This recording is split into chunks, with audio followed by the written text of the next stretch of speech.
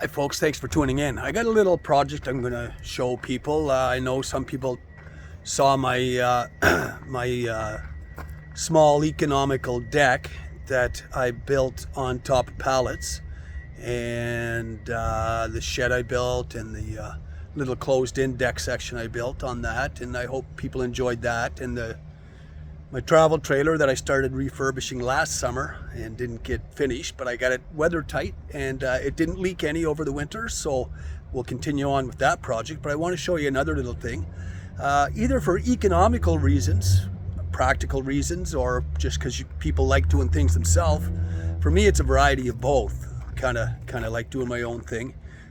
You kind of take on these little projects yourself. So I'm going to show you a backyard truck bed that I built for my pickup truck out of plywood, 2 sheets of plywood and a couple of 2x4s, and I lined the box liner, the bed, that's my bed liner, and I'll show you what I did. The old Ford, I love my truck, but she's getting a little seedy, she's starting to show her age. I got 400,000 kilometers on it. That's 250,000 miles for my US friends.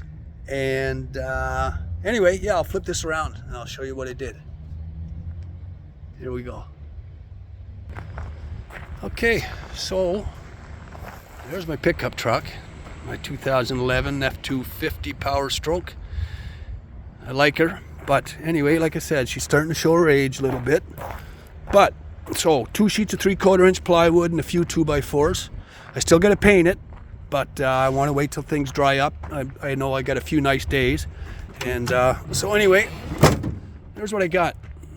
Okay, that's my generator up there under the tarp. I'm not going to move that, but you can kind of see what I got going on. So for anybody that wants to do this, a couple of $100. I'm going to paint it with a good enamel black paint afterwards, and the seams where the plywood seams come together, I'm just going to hit that with some Flex Seal, and she's good to go, because it was starting to, around the fender wells, stuff like that, she was starting to get seedy. A few holes were starting to rot through, and in the box. And so now that's it, man. That's gonna keep her good. And if you ever want to put gravel in the back of it, anything like that, it's real easy to move stuff in and out. So what I did first, you can see at the back, so you can see that edge along there. That's a 2x4. So I raised it up the thickness of a 2x4, and I spaced those a couple of feet apart. And so I started that way, and I just took a sheet of plywood, 4x8, cut the end off it to the length I needed so it would fit in my box, and the width I didn't have to touch because it set right in between the wheel wells. So I screwed that onto the 2x4, or I screwed the plywood onto the 2x4. You can see across here I put some, sorry for the shadow, put some screws across there, and then every couple of feet I put another brace across, and then I had to cut some smaller pieces for down in here. Okay, and same as that corner there. Now up at the front here, I put a bulkhead up here. Okay, these are metal screws, because you got to screw into the box there, so that's nice and solid.